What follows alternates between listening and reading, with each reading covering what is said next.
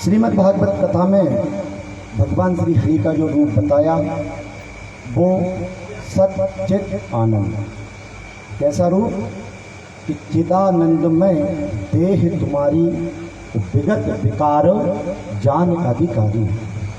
भगवान का जो स्वरूप है वो चिदानंदमय है। ऐसे भगवान श्री कृष्ण को जो विश्व को उत्पत्ति के कारण, पालन के कारण एवं संहार के कारक हैं, तथा जो हमारे तीनों ताप दैहिक, दैविक और भौतिक तापों का हरण करते हैं, ऐसे भगवान श्री कृष्ण को हम सब बारंबार नमस्कार करते हैं। बोलिए श्री कृष्ण भगवान की जय। श्रीमती रीना वर्मा जी एवं वर्मा परिवार की ओर से एवं सचिन श्रीवास्तव जी एवं समस्त श्रीवास्तव परिवार की ओर से इस सप्त दिवसीय श्रीमद् भागवत ज्ञान गंगा यज्ञ का जो आयोजन हुआ, उससे पहले श्रीमती रीना वर्मा जी ने हमसे कहा कि पंडित जी हमको भागवत कराना है।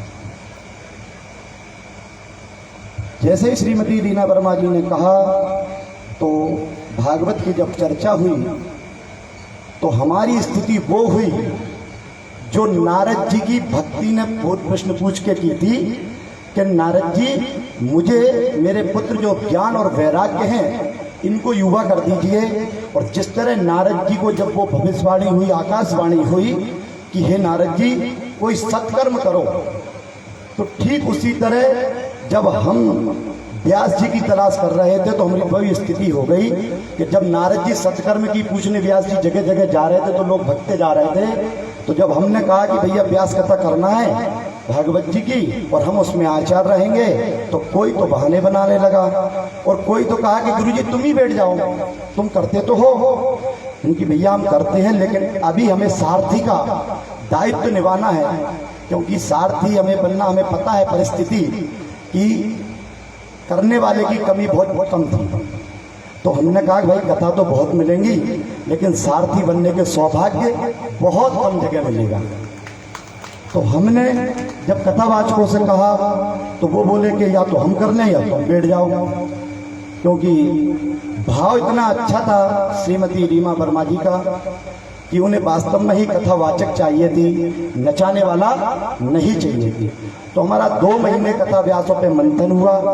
मंथन होने के बाद बीच में एक राहु काल आया, जिसे भगवान की कृपा से बढ़िया शांति से वो खत्म हुआ।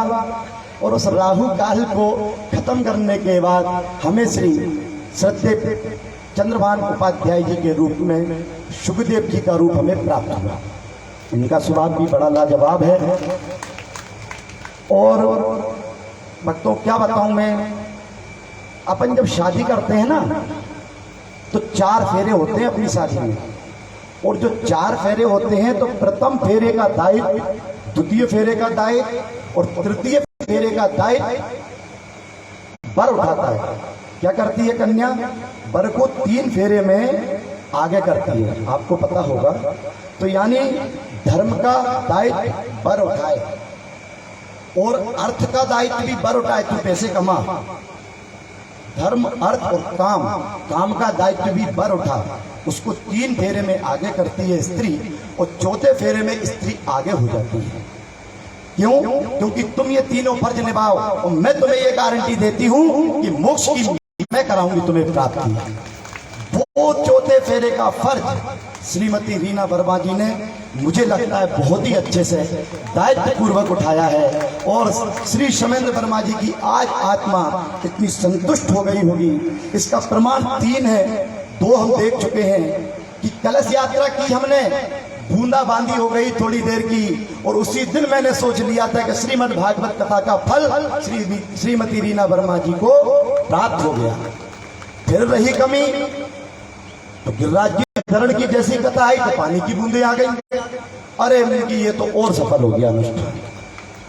अब बची तीसरी परीक्षा, 7 गांठ का बांस रखा है, यदि फट गया तो ये समझो कि इस कथा की पुण्यता और सफलता प्राप्ति होगी कि इस पूरे वर्मा परिवार और श्रीवास्तव परिवार की समस्त पितृगण पितृलोक में वास करेंगे।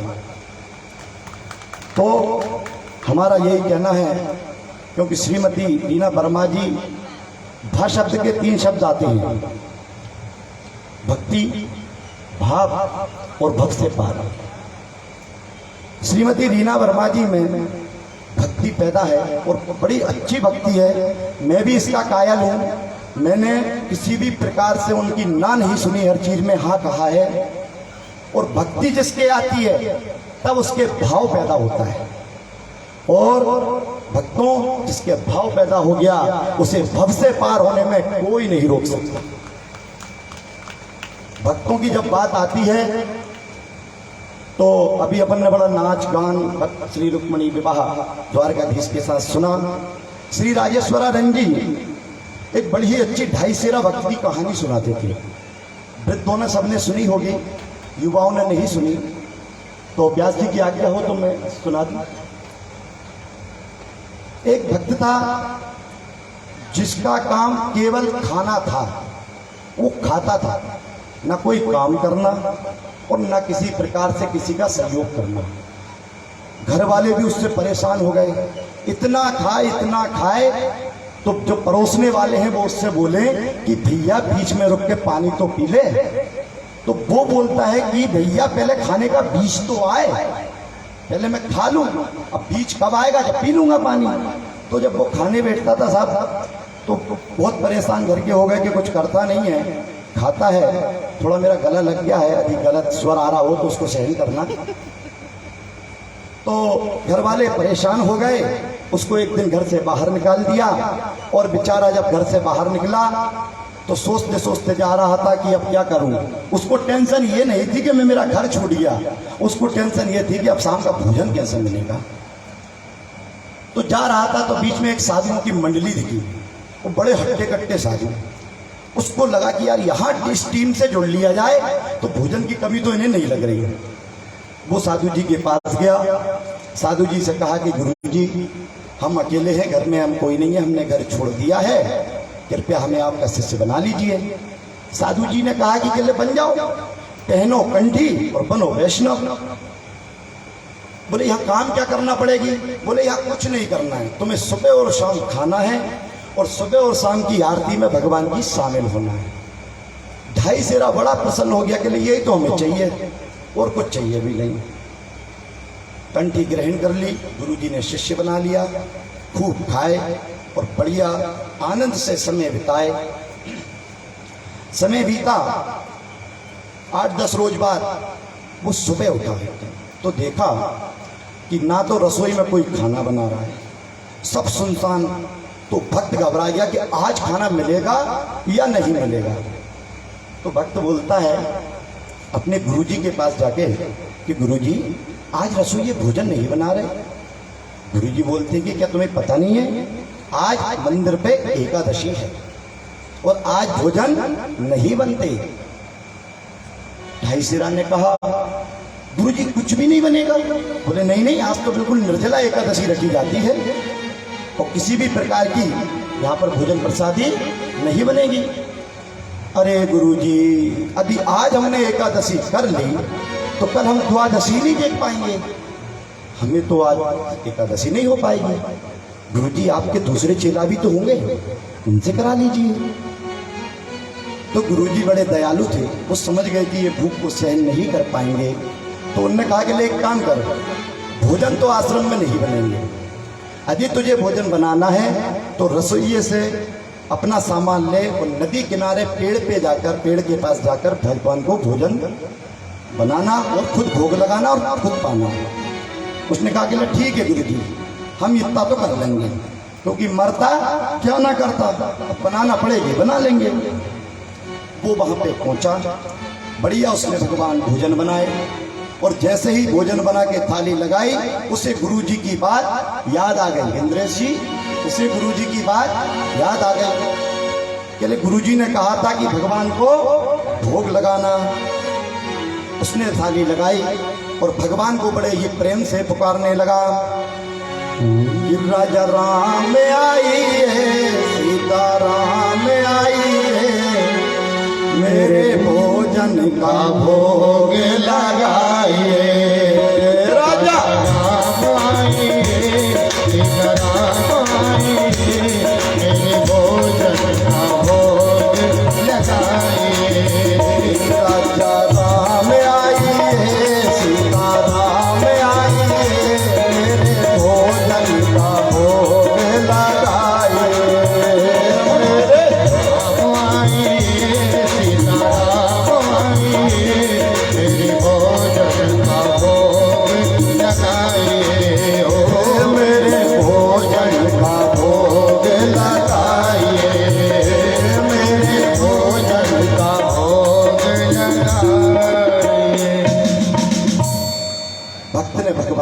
नगारा, भगवान नहीं आए।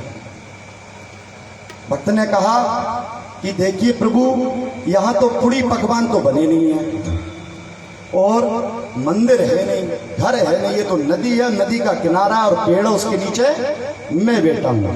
तो बड़े प्रेम से वो कहने लगा कि आचमनी अरकान आरती यहाँ यही मेहमानी, आचमनी अरधाम आरती यहाँ यही मेहमानी, आचमनी अरधाम आरती यहाँ यही मेहमानी,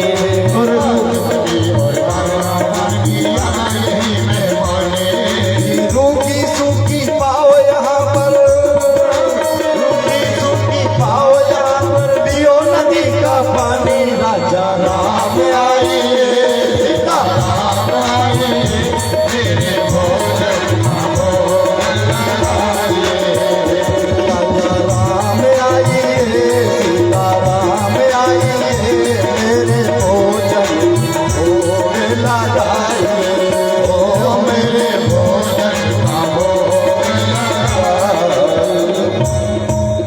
भक्त ने जब ये कहा तो भगवान बड़े कौतुकी हैं, उन्हें भी मस्ती मजाक सूझता है, तब भी भगवान नहीं आए। अब उसे भूख सता रही, वो थाली देके और भगवान का इंतजार करे, लेकिन भगवान नहीं आए। तो फिर उसने बड़ी ही अच्छी बात भगवान से बोल दी कि हे प्रभु, मंदिर के भरोसे मत रहना, वहां तो तुमरे ठाठ है, बढ़िया आचमनी अर्घा आरती और बढ़िया पकवान 56 भोग लग रहे हैं, लेकिन आज मंदिर से तो जान बचा के हम खुद आए हैं, तो तुम्हें क्या मिलेगा वहां। तो बोलता है कि यदि तज दोगे भोजन रूखे सूखे, यदि तज दोगे भोजन रूखे सूखे, यदि तज दोगे भोजन रूखे सूखे, यदि तज दोगे भोजन रूखे सूखे, मंदिर पे है एकादशी, आज मंदिर पे है एकादशी, पेट रहोगे भूखे, राजा राम आइए, सीता राम आइए, मेरे भोजन का भोग लगाइए, राजा राम आइए, सीता राम आइए, मेरे भोजन का भोग लगाइए, ओ मेरे भोजन का भोग लगाइए। और सीता समारोपित बाम भागम, भगवान सीता जी के साथ प्रकट हो गए। बोलिए श्री सीताराम भगवान की जय हो। अब भक्त ने देखा कि थाली तो हमने एक व्यक्ति के भोजन की बनाई है, लेकिन आ गए तो अब थाली देके और भगवान को देके कि अब हमको पेट नहीं भर पाएगा। भगवान ने पूछा क्या हुआ भक्त, क्या देख रहे हो? बोले प्रभु कुछ नहीं, भोजन की व्यवस्था हमने एक की करी थी, गुरुजी ने कह दी भगवान एक आएंगे तुम दो आओ, लेकिन जो साथ में आएंगे वो बड़े ही सुशील और सुंदर हैं, तो आज हम पूरी एकादशी नहीं लेकिन आधी एकादशी भी मान लेंगे, आप दोनों भोजन पाओ। भगवान ने भोजन पाया और भोजन पाने के बाद जब चलने लगे तो भक्त ने कहा कि प्रभु अगली एकादशी पर थोड़ी जल्दी आ जाना, भूख बहुत तेज लगती है। भगवान ने कहा ठीक है भक्त, हम आ जाएंगे। समय निकला, दूसरी एकादशी आई, भक्त ने भोजन बनाए। इस बार गुरुजी से वो दो लोगों के ज्यादा भोजन ले आए। बढ़िया उसने भोजन की तैयारी की और भगवान को पुकारने लगा कि राजा राम आइए, सीता आइए, मेरे भोजन का भोग लगाइए, राजा राम आइए, सीता राम आइए, मेरे भोजन का भोग लगाइए, मेरे भोजन का भोग लगाइए। ऐसे लगा जैसे भगवान बस उस भक्त का इंतजार कर रहे थे कि जैसे ये बुलाए और हम प्रकट हो जाएं कि बाम राम दिस जानकी लखन बाहिनी। और अब भगवान 3 आ गए, बा ने व्यवस्था करी 2 की, आ गए 3। अब वो फिर थाली देखे और फिर भगवान ने देखे। भगवान से पूछा कि भगवान एक बात बताइए। बोले क्या? बोले ये कौन है? बोले ये हमारे भाई हैं। बोले सगे भाई हैं आपके? बोले हाँ हमारे सगे भाई हैं। तो उसने कहा कि एक बात बताओ ठाकुर जी, हमने ठाकुर जी के भोग का ठेका लिया है या उनके पूरे परिवार का ठेका लिया है? भगवान हंसने लगे, कहले नहीं नहीं ऐसा कुछ नहीं है, हम तीनों ही आएंगे, हमारे छोटे भाई हैं। कहले आप तो ये कह रहे हो, लेकिन यहाँ तो हम भोजन धो के ही लेके बैठे। उस बार आधी एकादशी हो गई और इस बार ऐसा लग रहा है पूरी एकादशी हो जाएगी। भगवान ने कहा कि नहीं नहीं, हम तुम्हें भी छोड़ेंगे और हम भी खाएंगे। और बढ़िया उनने तीनों ने चारों ने भोजन करे, भगवान चल दिए। तो भक्त ने फिर रोक दिया, रुको प्रभु। बोले क्या? बोले अगली बार बता दो कितने आओगे, हम उतने की व्यवस्था करके रखें। भक्त ने कहा, भगवान ने कहा कि आप टेंशन मत लो, चिंता मत करो, हम आ जाएंगे। संख्या भगवान ने नहीं बताई। तीसरी एकादशी आ गई साहब। भक्त ने कहा गुरुजी से कि गुरुजी आप भोजन थोड़ा हमें ज्यादा दे दो, कम पड़ जाता है। गुरुजी ने कहा कि कितना खाता है? 3 लोगों का ले जा रहा है, अब और ज्यादा मांग रहा है। कि ये करता क्या है? लेकिन गुरुजी ने कुछ किया नहीं, उससे पूछा नहीं, भोजन दिलवा दिए और ये चला और गुरुजी पीछे से चले। अब साहब ये पहुंचा और इस बार इसने चालाकी कर दी। बोले कि अब हम भोजन नहीं बनाएंगे, पहले संख्या देख लें कितनी है, फिर हम भोजन भगवान के बनाएंगे। और इसने सूखा सीधा रखा और भगवान को पुकारने लगा कि राजा राम आइए, सीता राम आइए, भोजन का भोग लगाइए। राजा राम आइए, सीता राम आइए, भोजन का भोग लगाइए। राजा राम आइए, सीता राम आइए, मेरे भोजन का लगाइए। ओ मेरे भोजन का भोग लगाइए। बेट बिपिन में भक्त ने और कीनी करुण पुकार, और तोते दिल में प्रकट भयो दिव्य राम दरबार। बोले रामचंद्र भगवान की।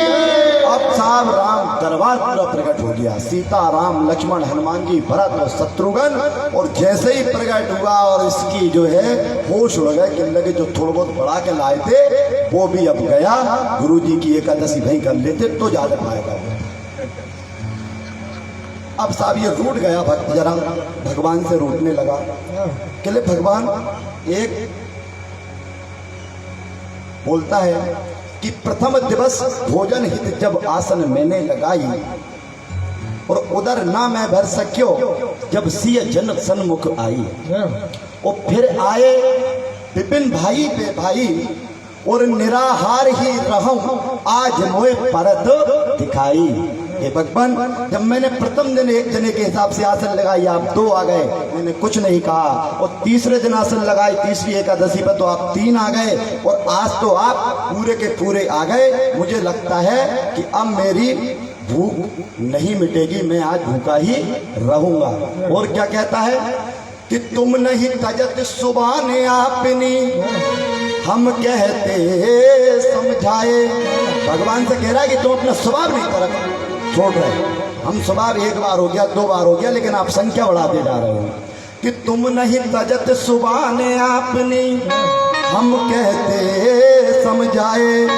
और हनुमान जी तरफ इशारे करके बोलता है कि नर नारिन की कौन कहे, एक बानर हो संग लाए। मोसे भोजन नहीं बनाते बनाए। कहने लगा भगवान, अब मुझसे भोजन नहीं बनेंगे, आप खुद बनाओ और खुद पाइए। भगवान कहने लगे लक्ष्मण से कि भैया लक्ष्मण, भक्त के आगे तो भगवान हमेशा झुकता है, तो आज तो भोजन अब तुम बनाइए। अब ये जाके पेड़ के नीचे किनारे आग बंद करके बैठ गया। और इधर जो है भैया भरत शत्रुघ्न, राम जी और श्री लक्ष्मण जी सीता जी सहित भोजन प्रसादी बनाने लगे हैं। और बढ़िया अच्छा भजन है, सुर तो हमें पता नहीं आप मिला पाओगे कि नहीं। श्री भरत जी भंडारे बनाने लगे, श्री भरत जी भंडारे बनाने लगे।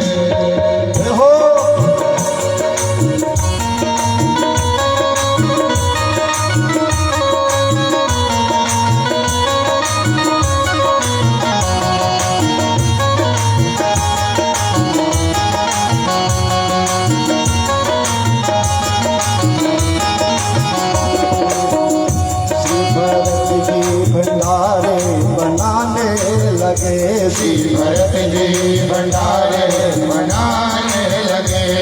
के लकड़ी लखन लाल लाने लगे, उनके लकड़ी लखन लाल लाने लगे। के लकड़ी लखन लाल लाने लगे, उनके लकड़ी लखन लाल लाने लगे। श्री भरत जी भंडारे बनाने लगे। श्री भरत जी भंडारे बनाने लगे।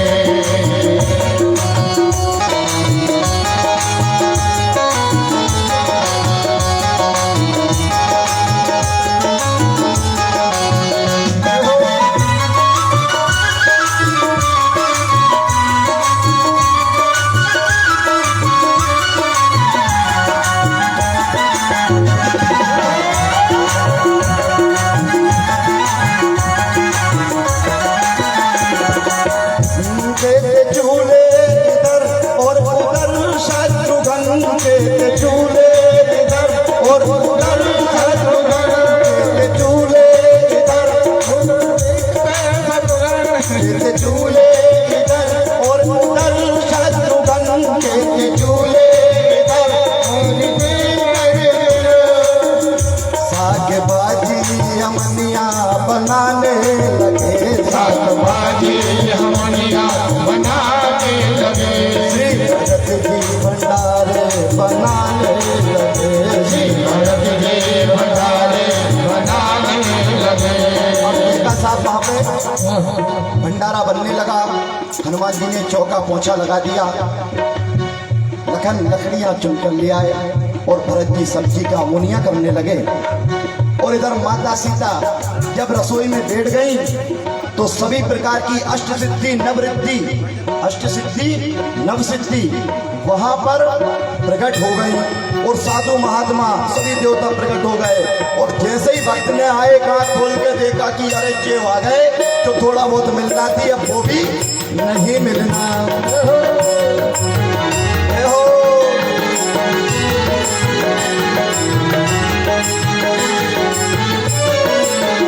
पाठ संकेत शक्ति का सिद्धि वहाँ, पाठ संकेत शक्ति का सिद्धि वहाँ, पाठ संकेत शक्ति का सिद्धि वहाँ, पाठ संकेत शक्ति कर दे रहा।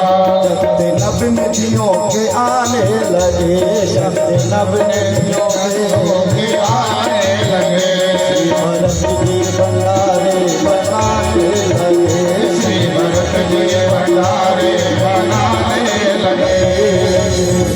अब ये सब जो है गुरुदेव पेड़ के नीचे पीछे छुपके देख रहे हैं कि इसने भोजन बनाए नहीं है, कच्चे भोजन रखे हैं, ये आग बन करके क्या कर रहा है। गुरु जी के पास पहुंचे, ए ढाई सेरा उठ, अरे गुरु जी आप आ गए, बचा लो हमें बचा लो। वो गुरु जी के चरणों में गिर गया साहब।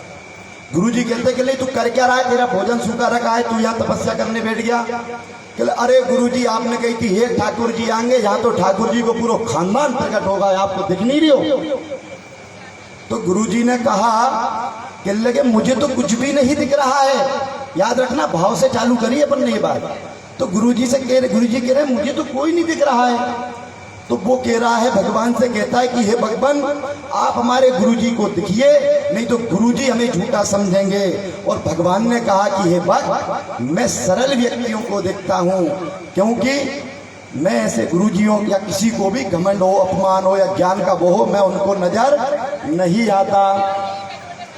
तो भगवान ने बड़ी प्रार्थना की उस भक्त ने, और प्रार्थना करने के बाद कहा कि आप हमारे गुरुजी को देखिए। तो भक्त ने कहा गुरुजी से कि भगवान कह रहे हैं कि वो सरल व्यक्तियों को दिखते हैं। गुरुजी ने कहा, और गुरुजी ने कहते कहते उनकी आंखों में आंसू आ गए और कहने लगा कि शिष्य को गुरु उतारता है, लेकिन आज शिष्य ने मुझ गुरु को उतार दिया। और जैसे ही गुरुजी की आंखों में आंसू आए, वहां पर दिव्य राम दरबार प्रकट हो गया और गुरुजी को दर्शन हो गए। और जैसे ही गुरुजी को दर्शन हुए, गुरुजी ने दर्शन करने के बाद जल समाधि ली वहां पर। और भगवान और भक्त की बात पर हमारे वक्ता श्री राजेश्वरानंद जी कहते हैं कि जो सरल होगा, जिसका भाव अच्छा होगा उसे भगवान की प्राप्ति होगी।